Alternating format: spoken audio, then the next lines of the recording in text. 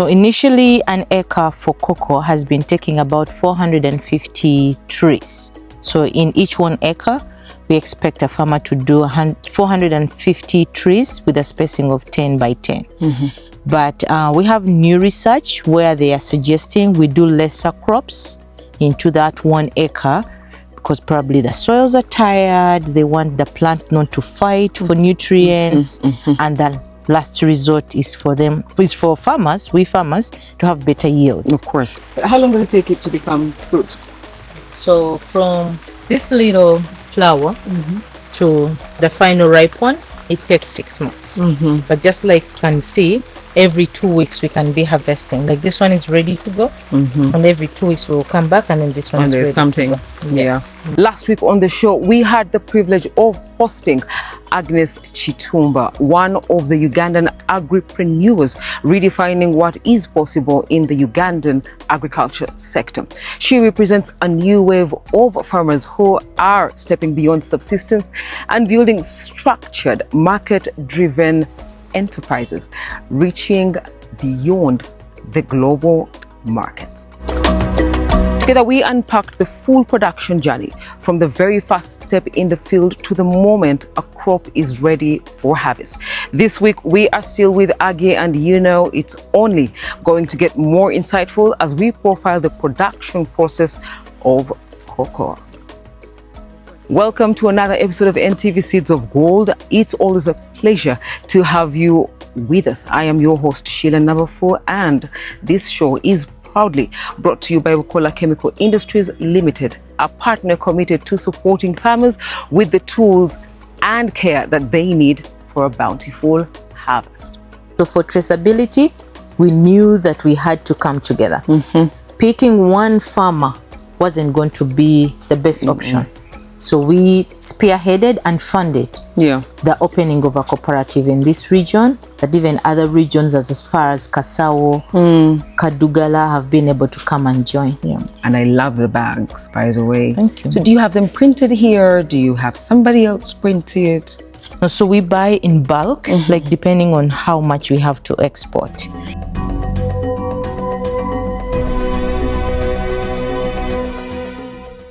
From seed to harvest, cocoa is one that demands care and consistency. So tonight we dig deep into post-harvest handling, the stage that determines whether the beans stay local or cross the borders. As a premium export, we are talking about fermentation, drying, grading, and everything it takes to meet the standards of the global market.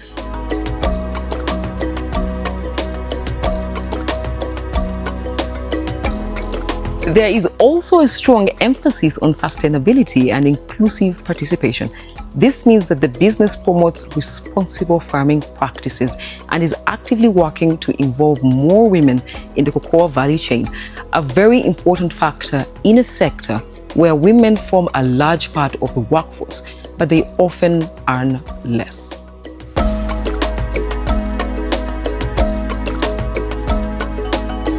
Like any scaling business, Agnes and her team have met their share of challenges. One of the key challenges the enterprise is addressing is post-harvest loss.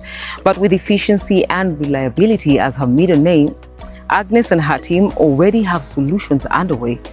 For instance, practices in fermentation, drying, and storage are often upgraded and kept central to their approach so as to deliver the best quality and ensure profitability. Of course. So we've harvested. We've, gotten our seeds, and now we have to weigh before fermentation. Fun process, not so fun, not as fun as the other part, because we eating it. I know. So we are going to weigh, so we know how much we are working with before. All right, we have helped us. And we always weigh, because as you saw when we were harvesting, we knew how many pods we harvested. So we harvested close to 250 pods. They are going to let us know how many kgs do we get. Also, the bean count per pod is very key for any farmer, so that you know how your plant is doing. Like I've said our plants are 2 years old. So right now we are getting between 30 to 35 beans per pod. In Uganda, the most I've seen is 40 beans per pod. Really? However, I was in Hawaii, which is the only fertile part of the US, and their pods go up to 60 to 65. Really? Yes. And I was fascinated to know why the soil we get there? Does that, and how do we get there? So it's a question we leave to our professionals, the narrow. So for us, we are going to weigh so that we know that we got 100 kgs and out of 100 kgs we have this much dry beans. Right now the ratio is 3 to 1. Yeah. Right now for every 3 weight kgs we get 1 kg. Yeah. As Koko Farms, we want to verify that these statistics are key, and as any farmer, record keeping is really vital and important for you as you grow your business. So we're going to have some people come help us, and we will weigh all of it before we put it into the fermentation. Yeah.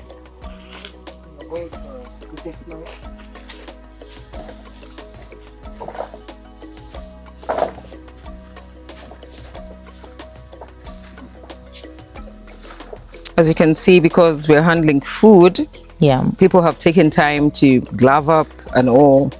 So clearly Koko Farm does care. They must fill the bucket? It depends on your weight, your strength. We are going to see after 20 years. Why do you want to embarrass my ancestors, darling? Okay. Lovely.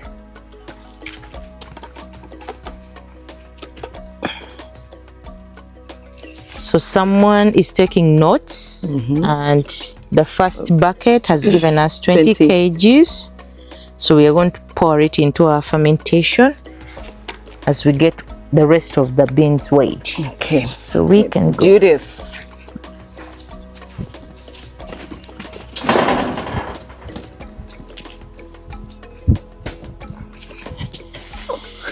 Oh, Jones.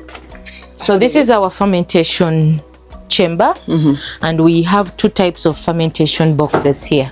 We have the universally used box, and then we have a new box that is being developed by Nakori, and this one is for small scale farmers.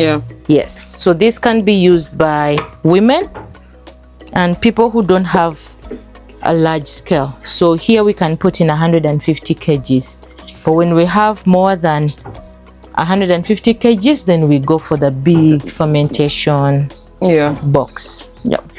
The reason we also have banana leaves is that after putting in our cocoa beans, we always cover the banana leaves to give it the aroma.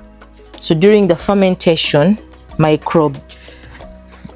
it's a microbiology system or process where the acidity of the cocoa beans is broken down to give it that chocolate flavor and taste that we feel at the end. So fermentation is a very key process in the cocoa farming industry, and many smallholder farmers tend not to do it. And that's what is causing the 30 to 45% post-harvest loss, because you don't ferment, you take it to the market, it's not good, and then the beans get rejected, or you have to settle for a low price. So for cocoa farmers that are shooting for the tasty chocolate that we want, fermentation is a very key. It's very important. Process. Now, if I may ask, for how long do we have it in here? So it goes through for 7 days. Oh. Yes, so we will do 2 days in here. So our fresh beans are going to go in. For Charles, you want us to give you? So they will go in here for 2 days. After 2 days, you can open so after 2 days, we will open this, like it's going to show us. Oh, he opens. Yes, bit by bit. The reason we do that is to check if we have a thermometer that helps us check the temperature. It's very key for us to monitor the temperature when the beans are in. So the reason we have these bars is that I can have my food thermometer on. I will push through and then I will be able to know the temperature of the process. And as they keep fermenting, because when they're here, we really want them to develop the highest temperature they can. But if I test and it is cold, then I can either add some junt bags, a kutia, on top to create the warmth that we want. Okay, so we go.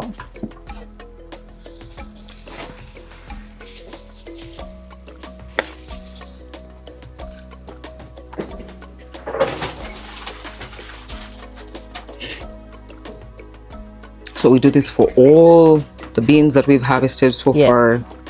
Pour them in, and once it's full, so the team is going to weigh everything, note down that today we harvested 200 or 250 kgs, pour it in, make sure it is leveled, put on our banana fibers, and then let it ferment for 2 days. After 2 days, we'll go in this chamber. Another 2 days, it will go in this chamber, and then the lower it comes, the cooler. Yes, because it's getting now time to be ready. Okay. Yes, so that's why we measure the temperature, because at this stage, that's why we want the heat to start forming. Yeah. Okay. For those who don't have the heat can be, what is the ideal really? Between 30 to 50 degrees Celsius. Okay. Yeah. So once you have it there, you're like, oh, that is good to go. Exactly. And someone might say, if I don't have the thermometer like Aggie's farm, it's food. So when you're done, you can, with clean hands, of course, you can dip your hands up to the end of the chamber. And if it's cold, you need to add on something, either banana leaves or junt bags to create the warmth that you need. Yeah. I feel you. I hear you. So say we have now fermented and it's ready. It is gotten to that point where we should be. So what next? So after 7 days, we put it into the dryer. Into the dryer. Yes. Now we'll take a very short commercial break, but stay with us, because when we return, we get into one of the most decisive stages of cocoa production, the drying process. This is where quality is shaped and where every farmer must know exactly when a bean is truly ready and meets export standards. And remember, you can watch us live on the Your TV app or stream directly at ntv.co.ug/live-tv.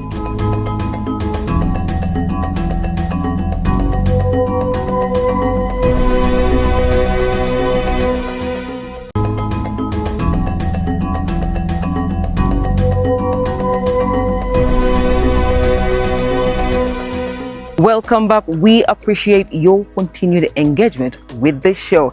This program is proudly brought to you by Bukola Chemical Industries Limited, one of East Africa's most established agro-input institutions, distributing over 50 science-backed crop protection and agriculture solutions, supporting farmers with the tools that they need to achieve consistently strong yields. Beyond its own farm, Koko Agri Farms is also building a network of outgrowers. The company has already identified and is working with hundreds of farmers in a cooperative, with plans to scale that number into the thousands.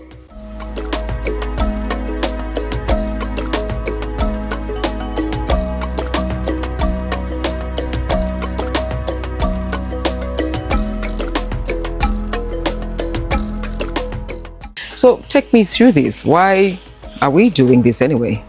Okay. So in Uganda, farmers lose between 35 to 40% post-harvest handling loss. That's a lot of waste, you know? And for me, it hurts me that we go through the whole process, the hard one. And it's like a proverb that says the boat capsizes when it reaches the shore. Or when you go to the well and the pot breaks when you're at the doorstep. So I feel like in agriculture, especially in the Ugandan agriculture sector, we are living those two proverbs pretty much every day. Yeah. Because the farmer will do the good agronomic practices, take care of the crop, and when it comes to coffee, cocoa, like high value crops, take care of the thief himself, and then we don't handle the crop very well post-harvest. So for us at Koko Agri Farms, it was very key for me when I found out that statistic. It was, how do we help other farmers? Not everybody in our community can be able to do a solar dryer. So when you harvest cocoa, like you have seen, you cut it, put it in the fermentation boxes like you saw. The next thing is to dry it. Yeah. And I'm loving to speaking about this because we were just out there and it rained. Yeah. So we are literally living what we are explaining. Exactly. That daily in Uganda, farmers face that. They put out their crop to dry naturally and it rains from nowhere. Yeah. We were shooting and from nowhere the rains came. Yeah. So they'll quickly put back the produce, 1 minute put it back in. Out. Exactly. So with cocoa, it ends up getting mold, not drying well, and it takes forever. So at Koko Agri Farms, we put it in the dryer, and in a few days, when you use the natural sun, it takes between 8 to 10 days, depending on how hot your area is. And in the dryer, we lessen that by 3 days. So that means even that the amount of harvest we can handle for us who are in export is high, rather than us relying on nature. Yeah. So post-harvest handling is very, very key when we are talking about exports and exposure of our food to different dirt and germs. Yeah. Yeah. This is actually safer than putting it outside. Yeah, where you find goat poo, chicken poo, some farmers, exactly. So it's very, very clean. So after we've dried it really, really well, then what do we do? So when we are drying, we try to make sure that it has hit the moisture content that we need. When we are inside here, we try and check. You have to be careful with this to see if we have a moisture content meter, which we'll be able to see in the dryer. So you saw I randomly picked this bin. If you look inside it, it's pure brown, coffee brown, espresso brown. Yeah. And you can eat it. This is food. That's why we urge farmers to really take care of plants at this stage, because this is food. So many farmers handle these as just seeds. This is food that is ready to eat right away. So this is how we want our plant to look like, our seed to look like in a few days. And with the solar dryer, you can quickly achieve the right moisture content uniformly, because the beans are spread out very, very well. Yes. However, it's not always rosy in all the beans. So if I get to their batches, so if I get to cut this batch and inside of it it's still purple, it means they still need to dry more. Yeah.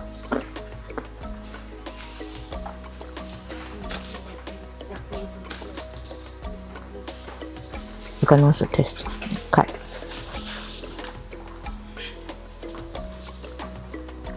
I'm getting ready to make the money as well, right? So purple. Exactly. So it's good that the one you picked has a bit of purple. So this needs to dry a little bit more. So even when we run a cooperative in this village, Namalili, Kasawo, and some farmers bring their dried beans for us to purchase. So once we sample them and they still have this purple color, we do not buy these beans. So you mentioned the moisture. If you could just substantiate that for me into detail when it comes to, removing the moisture and all that stuff. So cocoa being food, moisture is very key in the processing of it. Yeah. And for us to be able to export it to a level where we are preventing decadence, like it decaying, of course, the moisture content has to be, according to food scientists, Ag is not one, but according to food scientists, it should be 7.5. Now, to Agnes, this outgrower model is critical. It allows smallholder farmers to participate in export markets that would otherwise be difficult to access individually, while also helping the company maintain volume and consistency. Nothing beats that. So that is the best level of moisture content cocoa should have. Yeah. So when we are drying it, we will have a moisture meter which you'll be able to see. Yeah. That is the level we are shooting for. And those are some of the tools that our ordinary farmers lack that cause the food to mold. Yeah. And when I mean food in this case, I'm talking about the cocoa beans. Yes. So the content level is very key so that it's not too dry or still having a lot of moisture that will lead to for the cocoa to decay. Yeah, and mold. And mold is one of the most challenges that we face in cocoa. Yes. So when it comes to say the standards, the global standards over export when it comes to cocoa, would you say it's easy to meet said standards? Despite the fact that our smallholder farmers do not have these tools, they have people like you. When you have a cooperative, you have to come together and figure it out. So what are some of these standards that people ought to meet? We have what we call, there's so many. Yeah. And I think for now, for me who is and others who are in the export market, we use what we call the FCC standards. And that we look at the moisture content 7.5, the bean slatiness, the other foreign matters. You could tell on this table that there are other things that are not cocoa. So that's the foreign matter. A bit of grass. Yes, so the foreign matter percentages. We are also looking at the bean count. So bean count is where for every 100 beans, you should have 100 grams. And sometimes when we are off season, like right now, cocoa has 2 peak seasons. But the best part about this crop is that you harvest throughout the year. It's not like coffee. Yes. Cocoa you harvest throughout the year. And as we saw in the garden, I can be cutting off 1 ripe cocoa pod and there are 5 that are coming. And at the same time, the tree is flowering. Yeah. So because of that, during the peak season, the big size is good. Yeah. Right now you can tell it's small because we are off season. Yeah. So if I got 100 beans right now and counted them, I can't make 100 grams. I would need more. So some of those are very key for people who are shooting for export. Yeah. Are you exporting the main crop? And main crop, we are looking at the peak season. And then off season, we usually get this. We get this, yeah. Yeah. So it's very rare that you export this particular. Exactly. Especially if it's going to a very picky client. Yeah. Or depending on what the client is going to use the cocoa beans for. Is it food? And just like we say that it's a crop that can do more than 500 products, depending on what the person is going to do. Cocoa is used in beverages, pharmaceutical, cosmetics, packaging, all around. True. Yeah.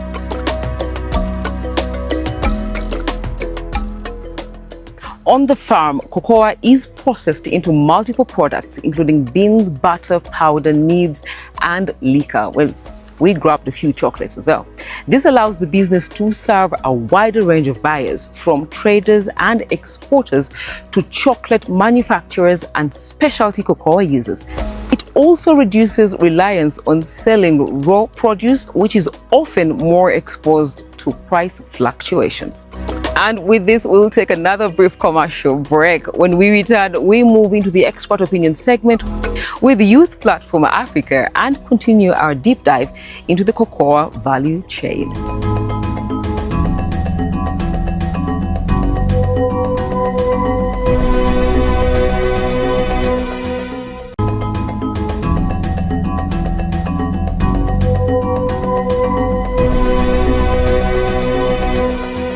Welcome back from the break, and thank you for staying with NTV Seeds of Gold, brought to you by Bukola Chemical Industries Limited.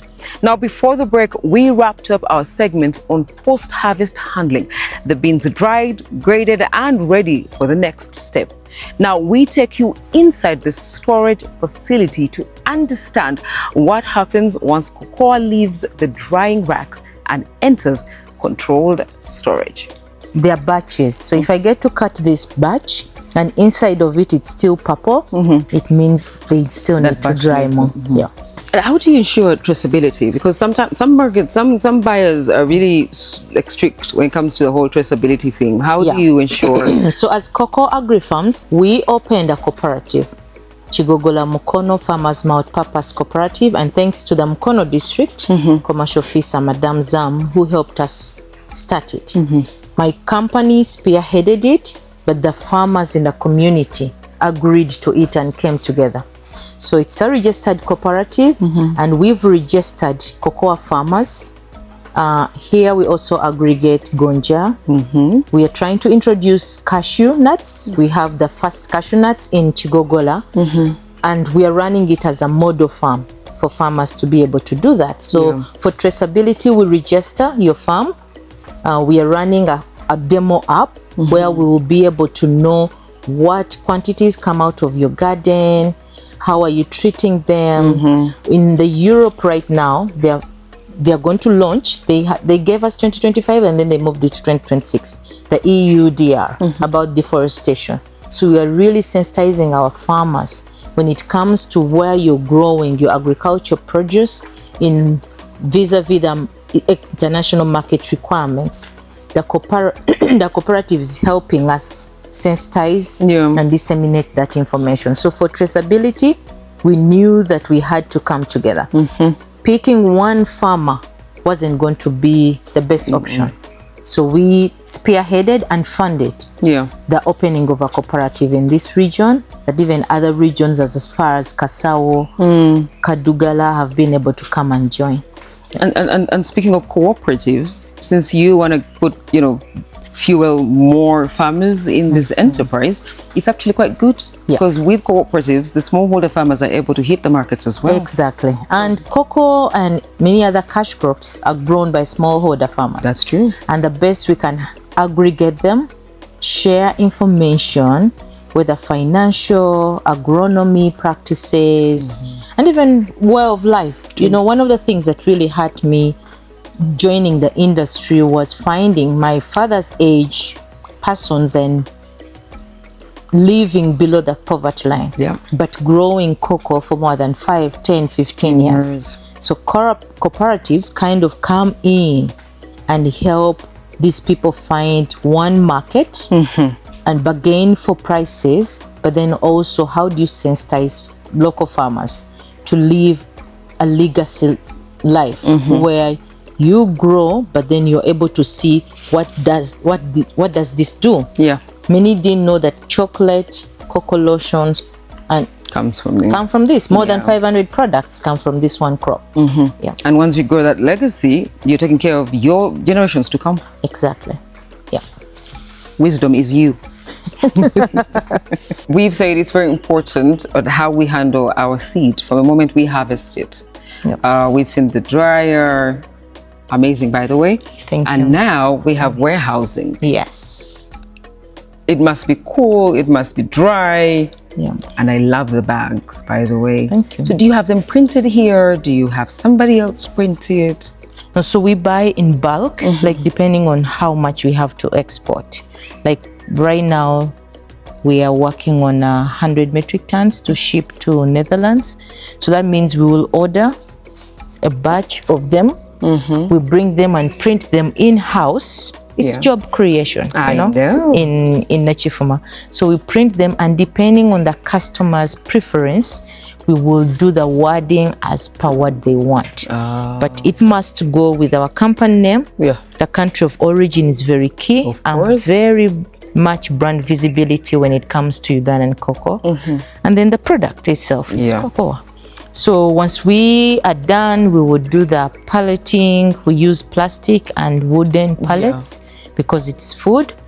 And when the trucks come, we will ship out. So before that happens, we use our moisture meter. And we'll let it in, and then we will measure and know that, okay, is it going to decay? Is it going to is it good to go? Is it good to go? And all that. This machine can help us. As long do as it's all not that. above 7. Yeah, 7.5. It also depends on customer preferences. Yeah. Most times we have had to supply mainly 7.5. Yeah. But this machine doesn't do only moisture content. It also lets us know if we are, like now the cocoa we've just measured, it's coming to almost 7.5. But also the machine will help us measure if it's going to decay and all those things. So it's a very good tool when it comes to cocoa. Amazing. And it's also, my IT person tells me, we use the data in here for every batch. Yeah. So we've connected the software to our laptop, so we track the statistics. Of course. That this batch was this much, and then we are able to see. So once you export it and say a client has something to say, you're able to go back and say, oh, that batch was this. We worked on it on this day. Yes. Who was in charge? Exactly. Accountability. Exactly. I see it. I like it. We noted that Koko Agri Farms is still growing. The company has already invested in land, storage facilities, and farmer networks, and is positioning itself within the export market. In my humble opinion, this is a clear depiction of a broader shift in how agriculture is being approached lately. I mean, we now see farmers setting their sights beyond production and embracing a structured value chain that connects farmers to the markets.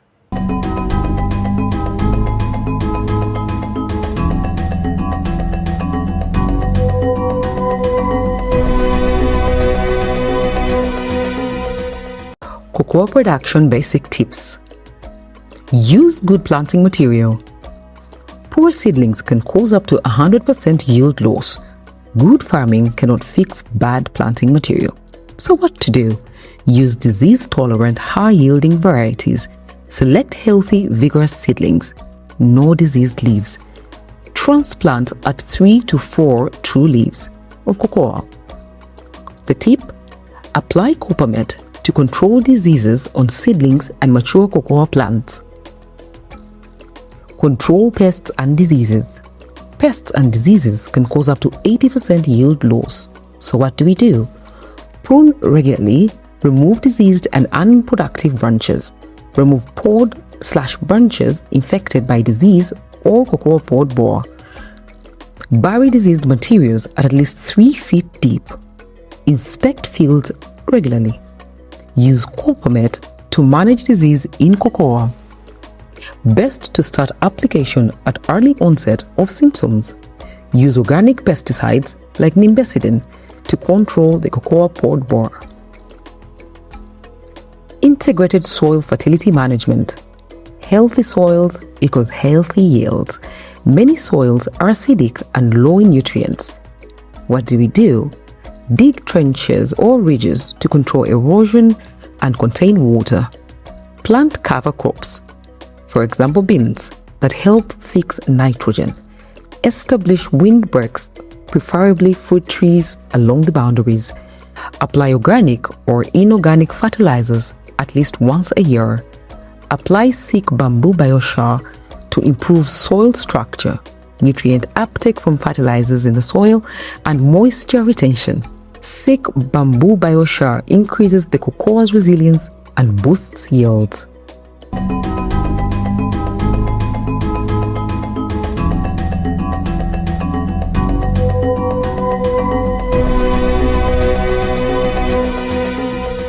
We now turn to the goat farming experts from Youth Platform Africa. Tonight, we revisit the essential steps behind building a successful and profitable goat enterprise, from management to market readiness. Enjoy.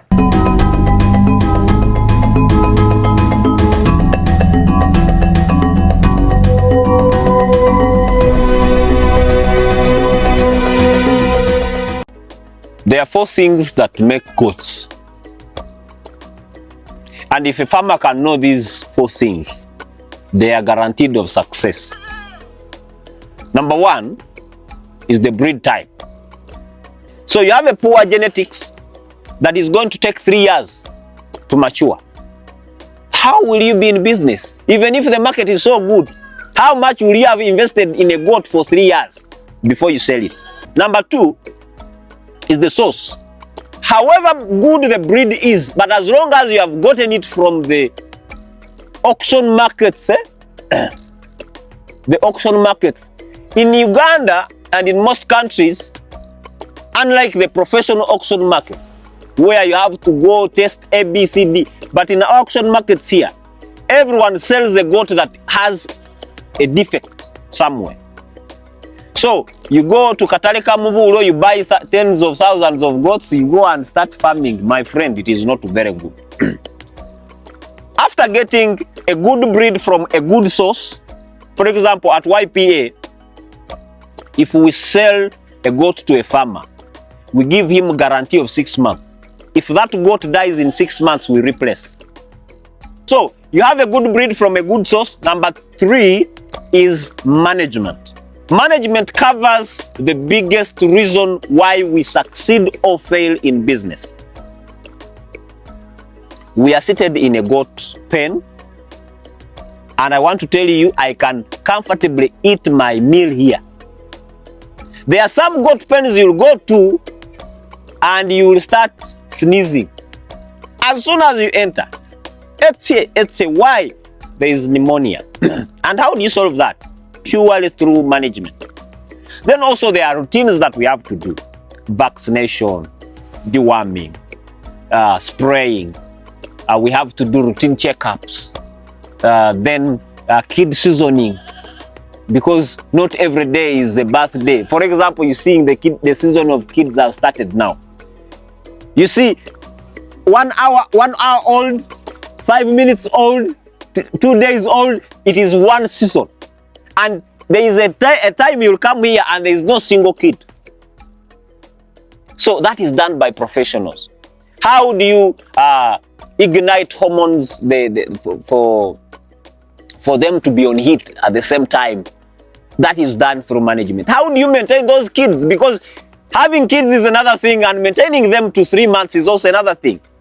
Winning, kids management, then you have selection, castration, because not all the males that are born are going to be used for synchronization or for fertilizing other goats. No, some goats are born and you cannot give them to a farmer. So all that and more, security. You need security. You need security guards. How do you manage? If you don't have security, you're doomed, especially if you're a goat farmer. So management does a great deal. It helps you do projections. It helps you ask questions. It helps you solve the problems once they come. How do you resolve an epidemic? For example, I've just had an epidemic a few weeks ago, but I only have about 30 goats down there, and they're all recovering. Who selects those 30? What criteria do they follow? The last thing is the market. It is so obscene for a person to venture into a business without looking at the output. Yes, you're going to have very good output, nice looking. Where are you going to put it? Are you going to eat it? What is the target? Exactly, you're going to end up like us when we were beginning.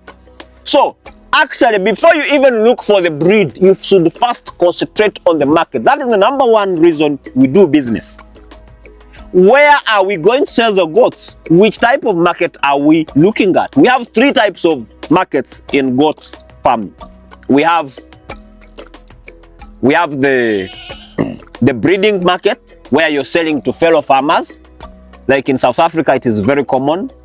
Yeah, they do auction markets. They sell those goats to people from other countries to their own country. Breeding market, you buy, you rear, you multiply, but targeting those other farmers. Number 2, we have the meat market. Like YPA, we are purely meat market oriented farmers. We are looking at market. Numbers, kilograms.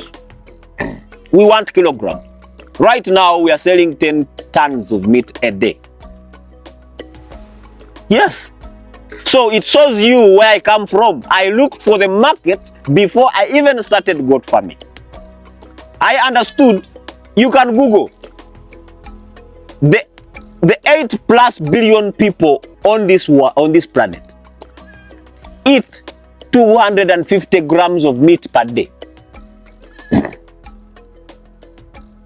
Unasikiliza? So 250 grams, it means I need about 2 billion kilograms of meat every day. Because 250, that is quarter a kilogram. So it means 8 billion times a quarter, that is 200 billion kilograms. 2 billion kilograms a day is what is consumed by the world. I looked at the milk market. There is also milk market. The consumption of goat's milk is still low worldwide. It is higher in the European Union, but also accessing there is not very easy. But I want to tell you, the meat market is the biggest market. I don't advise, if someone wants to do billions of farms, I don't advise them to go and do dairy goats or breeding goats. Everyone is buying the meat. Everyone. So the market is very, very, very big for goat's meat.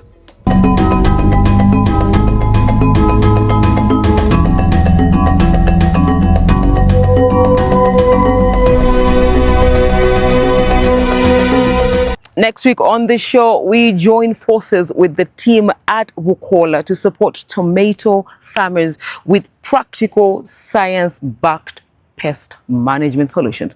After all, we are all about that bountiful harvest. And we have this fruit that we picked from the upper garden. Probably shall go and visit as well.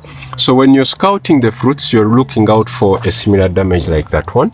And this puncture is a proof that probably the caterpillar is already burrowed inside. Now, if these fruits are left in the garden just like that, they are going to basically come out as moths and they will spread to other areas of the garden, starting the cycle again. So it's nice whenever you pick out, prune out such diseased fruits, bury them. Yeah. So see you again next week. That is all we had for you. I have been your host, Sheila Nabafu. And do not go away, because up next we have got the news. And you know, we give you the best of the best. It's the weekend edition up next. Have a good night.